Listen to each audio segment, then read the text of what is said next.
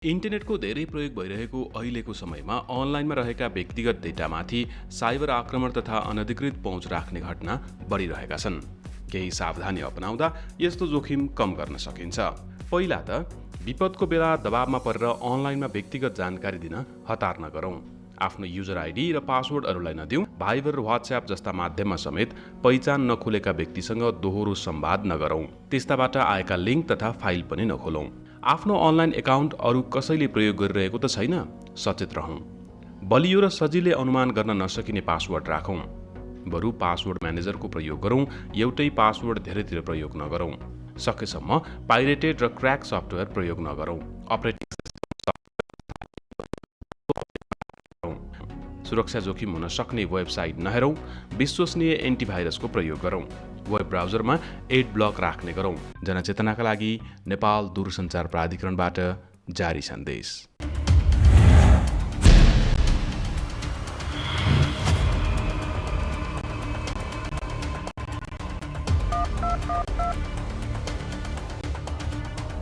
नमस्कार, कार्यक्रम कोभिड हटलाइनमा यहाँलाई हार्दिक स्वागत छ।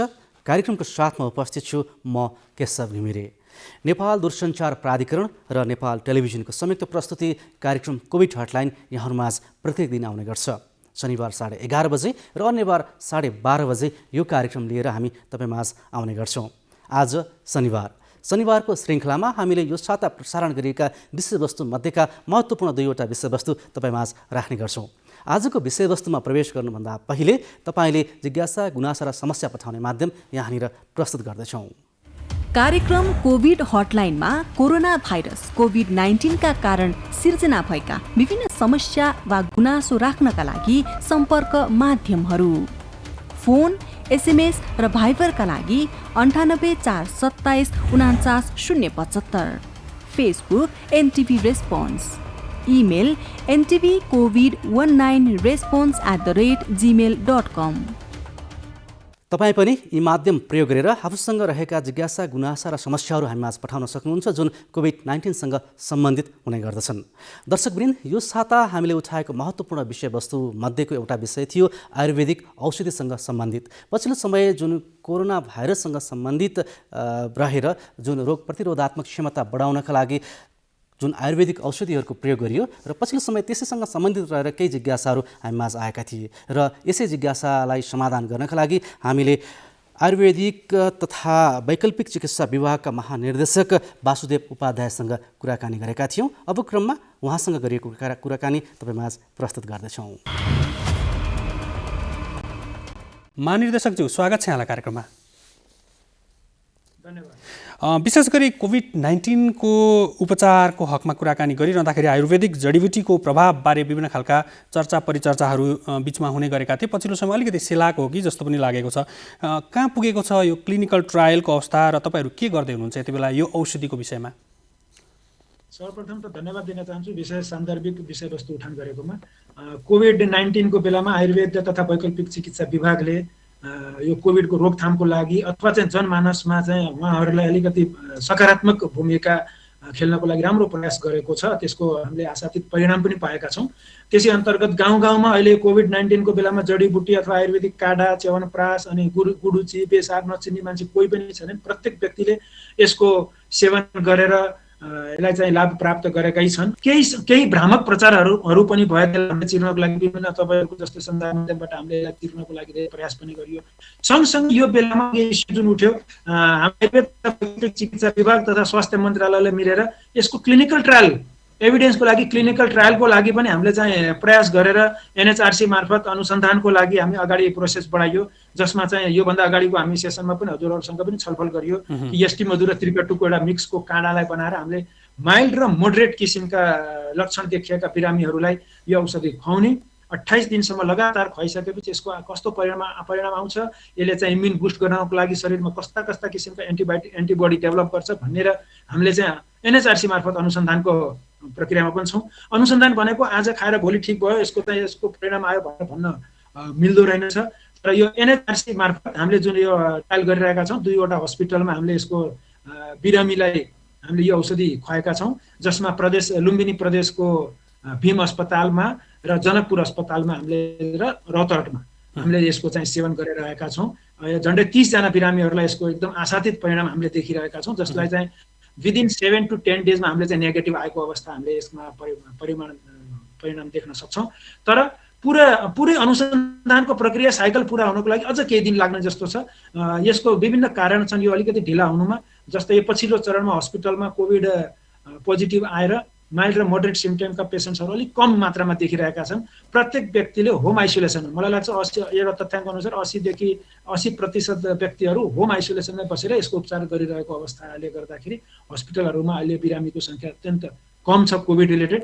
यसको सकारात्मक प्रभाव यो पनि भन्न सकिन्छ कि मान्छेले कोरोनालाई जित्नको लागि शरीरको हाम्रो स्वास्थ्य प्रवर्धनात्मक खानपिन गर्नुपर्छ, सोसियल फिजिकल डिस्टेन्सिङ गर्नुपर्छ, लगायत मास्कको कुरा, अनि खानपिनमा इम्युनिटी बढाउनुपर्छ र केही आयुर्वेदको औषधिहरू पनि सेवन गर्नुपर्छ भन्ने कुरा जनमानसमा बुझेको भएर होम आइसोलेसनमा बसेका व्यक्तिहरूले यसको सेवन गरिरहेको हुनाले अहिले चाहिँ 80% व्यक्तिहरू होम आइसोलेसनमा बसेको हामीले देख्छौँ र अहिले यो क्रमशः यो कोरोनाको प्रभाव पनि कम हुँदै गएको छ र मान्छेको त्यस्तो भयावह अवस्था छैन।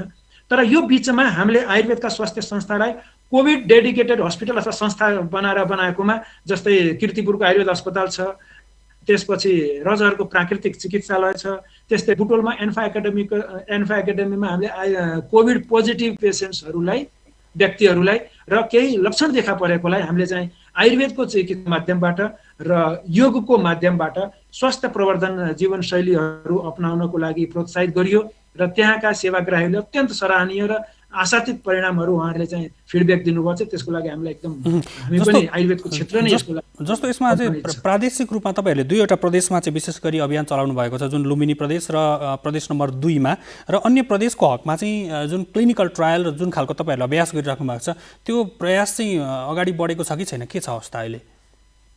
यो दुईटा कुरा हो सर। यसमा के छ भने एउटा एनएचआरसी मार्फत जुन क्लिनिकल ट्रायल एभिडेन्स जेनरेट गर्न अनुसन्धानको लागि हामीले 2वटा हस्पिटल रोजियो, तर त्यो बाहेक हामीले जुन गाइडलाइन जारी गरेका छौँ त्यसभित्र यो जुन क्लिनिकल ट्रायलमा हामीले जुन औषधि दिइरहेका छौँ त्यो औषधि हामीले आयुर्वेदका स्वास्थ्य संस्था प्रत्येक प्रदेशमा 7वटै प्रदेशमा र हाम्रो आयुर्वेदका स्वास्थ्य संस्थाहरूबाट यो वितरण गरिरहेकै छौँ, त्यो सेवन गरिरहेकै छन्। तर अनुसन्धानको लागि एभिडेन्स क्रिएट गर्नको लागि क्लिनिकल ट्रायलको लागि एभिडेन्स जेनरेट गर्नको लागि हामीले चाहिँ 2वटा प्रदेशमा मात्रै छानिएका छौँ। जस्तो पछिल्लो समय अब यहाँले पनि अघि थोरै जोड्नुभयो, जुन कोभिड-19 को सङ्क्रमण अहिले पछिल्लो समय अलिकति घटी पनि रहेको छ नेपालको सन्दर्भमा कुरा गर्दा, तर विकसित राष्ट्रमा बढिरहेको छ, फेरि लकडाउन गर्नुपर्ने स्थिति सिर्जना भएका छ, विभिन्न खालका वेभहरू चाहिँ त्यहाँ देखिएका छन्। यहाँ चाहिँ हामीले यो एउटा दाबी गर्न सक्छौँ आयुर्वेदिक औषधिको सेवन तपाईँले सुरुमा पनि जोड्नुभएको थियो गाउँघरमा व्यापक रूपमा प्रयोग भइरहेको छ, अलिकति मान्छेमा सचेतना बढेको छ, खाद्यान्न अथवा खानपिन लगायतका विषयमा चाहिँ बढी चासो यति बेला दिन थालिएको छ, यो आयुर्वेदिक औषधितर्फको उपलब्धि भन्न मिल्छ यसलाई मैले हाम्रो आयुर्वेदिक औषधितर्फ नभए पनि स्वास्थ्य तथा जनसङ्ख्या मन्त्रालयको अन्तर्गतको अथवा आयुर्वेद विभागको अथवा चाहिँ सबैको एउटा इफोर्टले एउटा अहिलेको जनमानसमा के एउटा सकारात्मक भएको छ भने स्वस्थ रहनुपर्छ, डिस्टेन्स मेन्टेन गर्नुपर्छ, मास्क लगाउनुपर्छ, हात धुनुपर्छ भन्ने कुरामा जुन जतिको सकारात्मकता अवस्था त्यतिकै सकारात्मक भूमिका चाहिँ आयुर्वेदको जडीबुटीहरूले पनि, मेरो जडीबुटी मात्रै नगरौँ, खानपिनको कुरा गरौँ, मेरो खानपिन यदि स्वस्थकर भयो भने मेरो शरीर रोग प्रतिरोधक क्षमता बढाउन सक्छु है भन्ने कुरा जुन जनमानसमा विकास भएको छ त्यसले गर्दाखेरि पनि मलाई लाग्छ अब बिस्तारै बिस्तारै यो यसको प्रभाव र यसको मोर्टालिटी जस्तै भयानक सिभिरिटी आउने कन्डिसन हुन्थ्यो त्यो चाहिँ घट्दो क्रममा पनि छ। आशा गरौँ जस्तै वेस्टर्न कन्ट्रीहरूमा यो दोस्रो वेभ आइरहेको छ त्यस्तो दोस्रो वेभ आएर नेपालमा यस्तो भयावह अवस्था नआउला, किनभने हामी प्रत्येक नागरिकहरू सचेत भएको अवस्था मलाई लाग्छ। त्यस कारणले होम आइसोलेसनमा बसेर पनि म्याक्सिमम 97% जति व्यक्तिहरू आफै पनि ठिक भएको अवस्था चाहिँ छ। जस्तो विशेष गरी अब यही विषयमा एउटा आयुर्वेदिक औषधिको जुन खालको उपलब्धिको विषयमा हामी चर्चा पनि गरिरहेका छौँ, यद्यपि प्राथमिकतामा भने आयुर्वेदिक औषधि अथवा आयुर्वेद तथा वैकल्पिक चिकित्सा विभाग त्यति पर्न नसकेको हो कि भन्ने खालको एउटा जिज्ञासा पनि हामीलाई प्राप्त भएको छ। होइन, यसमा आयुर्वेद एलोप्याथिक भन्नुपर्ने कुरै छैन। जस्तै चाहिँ जनरल पब्लिकलाई स्वस्थ रहनको लागि के गर्दाखेरि उपयुक्त हुन्छ भन्ने कुरा स्वास्थ्य मन्त्रालयले, आयुर्वेद विभागले, स्वास्थ्य सेवा विभागले जारी गरेकै छ। पर्सनल हाइजिनको कुरा, इम्युन बढाउने कुरा यो चाहिँ एलोप्याथिक आयुर्वेदिक भन्ने हुँदै हुन्न होइन। त्यस कारणले यो आयुर्वेदले अप्नाएकै छन् जनमानसमा। हामीले चाहिँ घर घरमा हामीले चाहिँ जुन जडीबुटीहरू खाइरहेका छौँ त्यसको लागि कुनै व्यक्तिले प्रचार प्रसार गर्नुपर्छ, आयुर्वेद विभागले पनि गर्नुपर्छ भन्ने छैन। मान्छेले हामीले संस्कृतिमै छिरेको विषय छ, त्यस कारणले त्यसको चाहिँ प्रभाव बढेकै छ, बढेको मान्नु पनि पर्छ। कोभिडको बेलामा यो अलिकति बढी प्रयोगमा आयो। तर जथाभावी प्रयोगले गर्दाखेरि कतिपय नकारात्मक इफेक्ट पनि आएको छ। त्यसलाई पनि अलिकति हामीले चाहिँ त्यो चिर्न पनि पर्ने हुन्छ कि जथाभावी औषधि जडीबुटीले पनि साइड इफेक्ट गर्छ भन्ने कुरा जनमानसमा अझ पनि बुझाउन सकेका छैनौँ।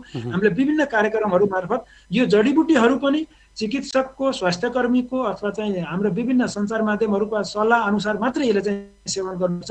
जथाभावी प्रयोग गर्यो भने एन्टिबायोटिकले जस्तो नोक्सान गर्न सक्छ त्यस्तै नोक्सान जथाभावी जडीबुटीहरूले पनि गर्छ भन्ने कुरा जनमानसमा बुझाउन नसकेको हुनाले पनि केही नकारात्मक असर देखिएको छ। अन्त्यमा जस्तो अब यो यावत छलफल गरिरहँदाखेरि महानिर्देशकको हैसियतले वैकल्पिक चिकित्सा अथवा आयुर्वेदको तर्फबाट कोभिड-19 को सङ्क्रमण यद्यपि कम हुँदै गएको छ, तपाईँको सुझाव र अन्त्यमा निर्देशन के रहन्छ? एकदम मैले एउटा कि आयुर्वेद विभागको महानिर्देशकको हिसाबले के भन्न चाहन्छु भने यो हामीले सूचना जारी गर्दाखेरि, हाम्रो गाइडलाइन जारी गर्दाखेरि पनि इम्युनिटी पावर अथवा रोग प्रतिरोधात्मक क्षमता भएको कोभिडको लागि मात्रै होइन। त्यस कारणले यो चाहिँ अब पनि कोभिड सकियो, कोभिडको अब नामो निशान रहेन भने पनि हाम्रो शरीरलाई मजबुत बनाउनको लागि विभिन्न जडीबुटीबाट निर्माण गरिएका जुन आयुर्वेद विभागले जुन गाइडलाइन जारी गरेको छ त्यसलाई बनाएर चियाको रूपमा, काँडाको रूपमा, एउटा दैनिक दिनचर्याको रूपमा, लाइफस्टाइलमा यसलाई अपनाउनुपर्छ। र स्वास्थ्यकर खानपिनको कुरा, अब हात धुने कुरा, कोरोना छौन्जेल हात धुने अन्यथा नधुने भन्ने होइन। त्यस्तै यिनी इम्युन बढाउनको लागि पनि कुनै पनि ब्याक्टेरिया र भाइरससँग लड्नको लागि हाम्रो शरीर मजबुत हुनुपर्छ। त्यो पहिलो सूत्र हो। त्यस कारणले आफ्नो शरीर मजबुत बनाउनको लागि स्वास्थ्यकर खानपिन सँगसँगै योगाभ्यासको नियमित गरौँ र हाम्रो घरमा भएको तुलसी जो यसको चाहिँ काँडा बनाएर एकपटक चिया पिउने चाहिँ बानी पारेर शरीरलाई चाहिँ मजबुत बनाउन सक्छौँ भन्ने कुरा मेरो तपाईँको माध्यमबाट सर्वसाधारणलाई यो चाहिँ अनुरोध हुन्छ। महानिर्देशकज्यू, यहाँको महत्त्वपूर्ण समय र जानकारीको लागि धन्यवाद।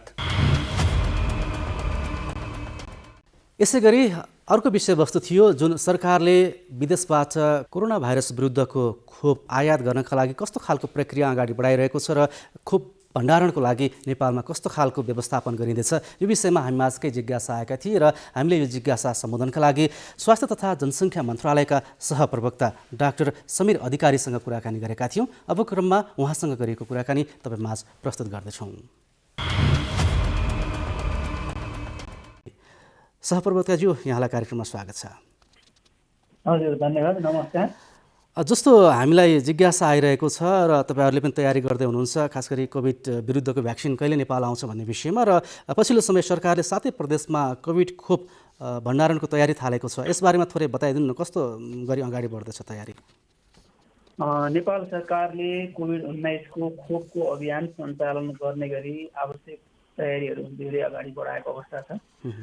यसमा हामीले खोप भण्डारण गर्नका लागि उपयुक्त हुने खालका ठाउँहरूको पहिचान गरेर एउटा स्वास्थ्य मन्त्रालय आफैले खोप अभियान सञ्चालन गरिरहँदाखेरि अन्य खोपहरू जुन हामीले 12 किसिमका खोपहरू नियमित रूपमा सञ्चालन गरिरहेका छौँ अभियानका रूपमा, ती खोपहरू राख्ने ठाउँहरू जस्तो छ जहाँ छ ती ठाउँहरूमा हामीले कोभिड-19 को खोपहरू थप कति राख्न सक्छौँ भनेर पहिचान गर्ने, नक्साङ्कन गर्ने कामहरू सकिसकेका छौँ। त्यो हामीसँग पहिले भइरहेको चिज पनि भयो भने त्यसभन्दा बाहेक अन्य निकाय, अन्य सरकारी निकाय, अन्य निजी क्षेत्रहरूसँग पनि खोपहरू कहाँ कहाँ कुन कुन तापक्रमको कति राख्न सकिन्छ भन्ने किसिमको नक्साङ्कन पनि हामीले सकेका छौँ भने त्यसभन्दा बाहेक खोपहरू राख्ने ठाउँहरू हामीलाई धेरै ठुलो मात्रामा खोप आउँदाखेरि कति नपुग हुन सक्छ, त्यस्तो नपुग हुने भयो भने यही समयमा त्यो पूर्वाधारहरू पनि विकास गर्दै जान सक्यौँ भने पछिसम्मलाई पनि काम लाग्छ भन्ने हिसाबले हामीले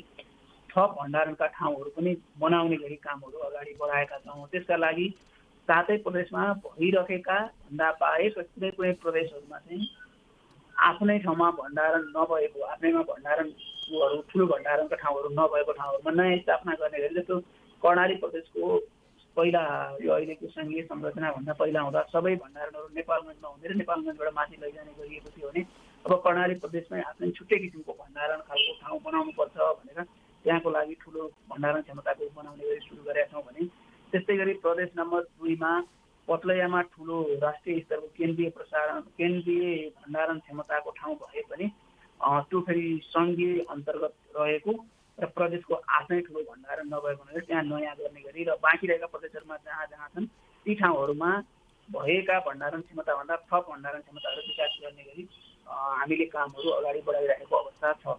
जस्तो यो भण्डारण गर्ने ठाउँहरू जुन जनसङ्ख्याको आधारमा प्रदेश अनुसार सानो ठुलो हुन्छ कि एकै खालको रहन्छ, के रहन्छ यो चाहिँ? अहिलेको लागि हामीले सबैतिर एकरूपकै बनाउने गरी हामीले थप गर्ने हो। हामीसँग पहिले पनि भण्डारण छन् नभएको होइन, पहिले भइरहेका केही प्रदेशमा चाहिँ डबल पर्न गएको त्यो हाम्रो अहिले पछिल्लो सङ्घीय संरचना अनुसार बाँडफाँड फरक फरक पर्न गएर त्यो फरक पर्न गएकोले त्यस्तो पर्न गएको त्यसमा चाहिँ नयाँ हिसाबले बनाउने भयौँ। तर सबैतिर बन्ने खालका पूर्वाधारहरू एकै किसिमको हुन्छ। अहिलेको लागि हामीले जनसङ्ख्यालाई मात्रै आधार बनाएर गरेका छैनौँ। धेरै जनसङ्ख्या हुनेहरूको ठाउँहरूको नजिकमा रहेको अरू ठाउँहरूमा जहाँ भण्डारण गर्ने ठाउँहरू छ ती ठाउँमा भएको भण्डारणले पनि पुग्ने गरी व्यवस्थापन गर्ने गरी कामहरू अगाडि बढाइएको छ। जस्तो यो कोभिडकै खोपको कुराकानी गर्नुपर्दा जस्तो सरकारले अमेरिका, बेलायत लगायतका विभिन्न देशहरूबाट खोप आयातको लागि एउटा पहल थालेको छ। अर्कोतर्फ कोभ्याक्स मार्फत पनि आउँछ र अब भारतबाट पनि ल्याउने भनिएको छ। छिटो कुन आउँछ, के भन्नुहुन्छ यस बारेमा? नेपाल सरकारले गुणस्तरीय खोपहरू, पूर्वाधार अनुकूल खोपहरू, कम लागत लाग्ने खालका खोपहरू र एकदमै प्रभावकारी खोपहरूलाई प्राथमिकता दिएर कामहरू अगाडि बढाएको छ। एउटा मात्रै बाटोबाट निर्भर गरेर काम गर्दाखेरि आउने क्रममा ढिलाइ हुन सक्ने, अभियानहरू ढिला हुन सक्ने, सबै कुराहरू हुन सक्छन् भनेर सबै बाटो खुला राखेर सबै प्रक्रियाहरू हामीले अगाडि बढाएका छौँ। कानुनी बाटोहरू पनि हामीले टुङ्ग्याएर तयारी अवस्थामा रहेका छौँ। खोप अब ठ्याक्कै यही खोप यही समयमा आउँछ भनेर हामीले भन्न सक्दैनौँ। सबै खोपहरूका लागि हामीले बाटो राखेर कामहरू अगाडि बढाएका छौँ। खोपहरू जुनसुकै खोपहरू पनि आउन सक्छन्। अब कोभ्याक्स फ्यासिलिटीबाट आउने खालका खोपहरू पनि धेरै पहिलेदेखि कुरा भइरहेको हुनाले त्यसको पनि आफ्नो चाँडै आउने सम्भावना छन् भने नेपाल सरकारले सम्बन्धित जुन देशमा खोपहरू उत्पादन भइरहेका छन् ती देशहरूमा कूटनीतिक प्रयासहरू गरेर चाहिँ देशबाट सरकारसँगैबाट खरिद गरेर ल्याउने प्रक्रियाहरूका लागि पनि आवश्यक संवादहरू समन्वयहरू गरिराखेको अवस्था छ। जस्तो सहप्रवक्ताज्यू, अब एउटा जिज्ञासा छ कि जस्तो बेलायतमा देखिएको जुन नयाँ प्रकारको भाइरस चाहिँ जुन बेलायतबाट आएका नेपाल आएकाहरूमा पनि देखिएको छ केहीमा भन्ने खालको कुरा छ, यो खास के हो?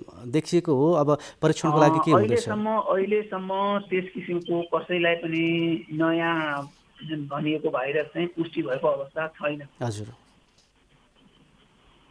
भनेपछि अनि त्यहाँबाट आएका सबै सरकारको निगरानीमा सम्पर्कमा आएको अवस्था के छ?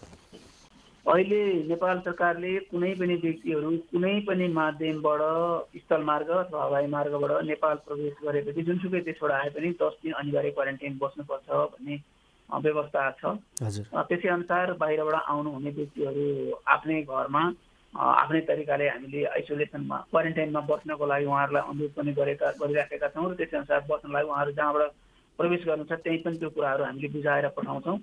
यसरी गर्दाखेरि उहाँहरू कहाँ जानुहुन्छ, कुन स्थानीय तहमा जानुहुन्छ भन्ने विवरणहरू समेत उहाँहरूले भनेर जाने भएको हुनाले उहाँहरू चाहिँ सर्वसाधारण आफू पनि अलिकति जिम्मेवार, अलिकति बुझ्ने भइसक्नु भएको छ पछिल्लो समय।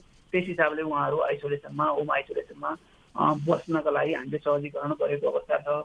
पछिल्लो समय संयुक्त अधिराज्यबाट आउनुभएका व्यक्तिहरूलाई त जुन सरकारको निर्णय र सरकारको निर्णयभन्दा अगाडि पर्नुभएको व्यक्तिहरू होम आइसोलेसनमा बस्नु, उहाँहरूको पहिचान गर्ने, उहाँहरूको सङ्क्रमण छ कि छैन भनेर टेस्ट गर्ने, परीक्षण गर्ने कामहरू सरकारले अगाडि बढाएर धेरैको भइसकेको अवस्था छ भने जो चाहिँ सरकारले निर्णय गरेर संयुक्त अधिराज्यबाट आउने आवागमनमा अब चाहिँ बन्द गर्ने भनिसकेपछि बिच बाटोमा पर्नुभएको व्यक्तिहरू चाहिँ आइसकेपछि उहाँहरूलाई होटेलमा आइसोलेसनमा बस्ने व्यवस्था, जुन क्वारेन्टाइनमा बस्ने व्यवस्थाहरू गरियो।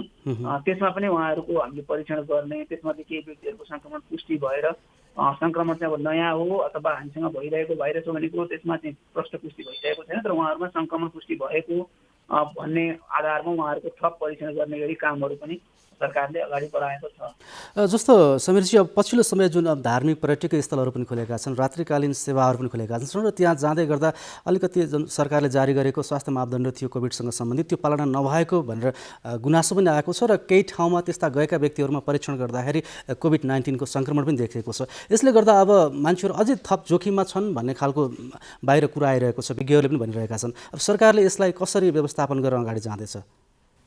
हामी सर्वसाधारण सबैले चाहिँ अहिले हामी कोभिडबाट एकदमै पुरै त्यो अवस्थाबाट बाहिर आइसकेर सबै कुराहरू चाहिँ सकियो भन्ने अवस्थामा छैनौँ। हामी जोखिममा अहिले पनि छौँ। तुलनात्मक रूपमा सङ्क्रमणको दर, सङ्क्रमणको अवस्था केही महिना अगाडिको भन्दा कम भएको अवस्था हो।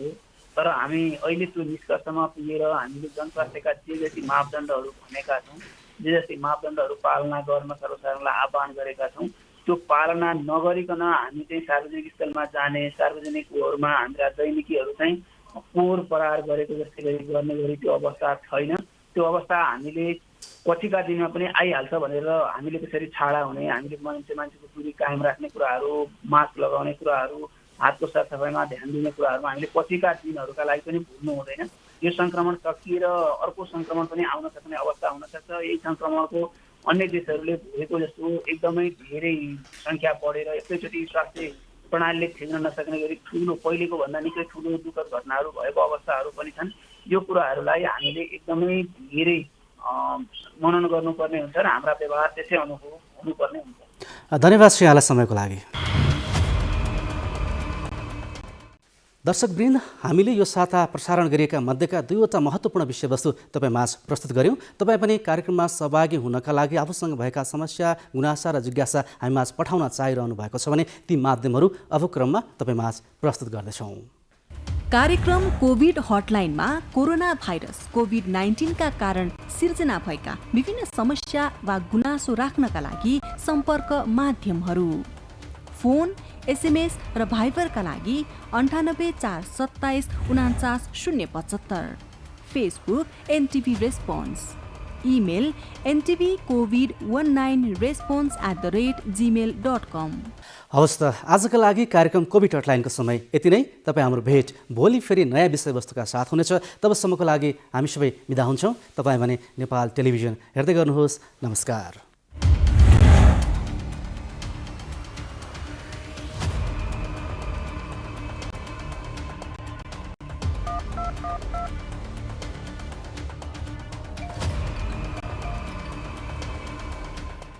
लकडाउनको समयमा मनोरञ्जनात्मक भिडियो हेर्ने, अनलाइन गेम खेल्ने, लामो भिडियो कल गर्ने जस्ता तपाईँ हाम्रा बानीले अहिले इन्टरनेटको खपत निकै बढेको छ। यसरी इन्टरनेट ब्यान्डविथ खपत बढ्दा सेवा प्रदायकको पूर्वाधार र नेटवर्कमै समस्या पैदा हुने जोखिम पनि उत्तिकै छ। जोखिम बढ्दै जाँदा इन्टरनेट सेवा नै अवरुद्ध नहोला भन्न सकिन्न। त्यसैले अहिलेको जटिल अवस्थामा इन्टरनेटको बुद्धिमत्तापूर्ण प्रयोग तपाईँ हाम्रो दायित्व पनि हो। यस्तै किसिमको जोखिमलाई मध्यनजर गर्दै युट्युब, डिज्नी, नेटफ्लिक्स जस्ता माध्यमले लकडाउन अवधिभरका लागि भिडियोको गुणस्तर घटाएर ब्यान्डविथ खपत सीमित गर्ने प्रयास गरिरहेका छन्। जिम्मेवार प्रयोगकर्ताको रूपमा तपाईँ हामीले पनि निम्न कुरामा ध्यान दिएर इन्टरनेट अवरुद्ध हुने जोखिम घटाउन सक्छौँ। प्राथमिकता अनुसार मात्र इन्टरनेट प्रयोग गरौँ। यसरी इन्टरनेटको खपतलाई व्यवस्थित गरी आफू पनि र अरूलाई पनि निरन्तर इन्टरनेट प्रयोग गर्न सहयोग गरौँ। जनचेतनाका लागि नेपाल दूरसञ्चार प्राधिकरणबाट जारी सन्देश।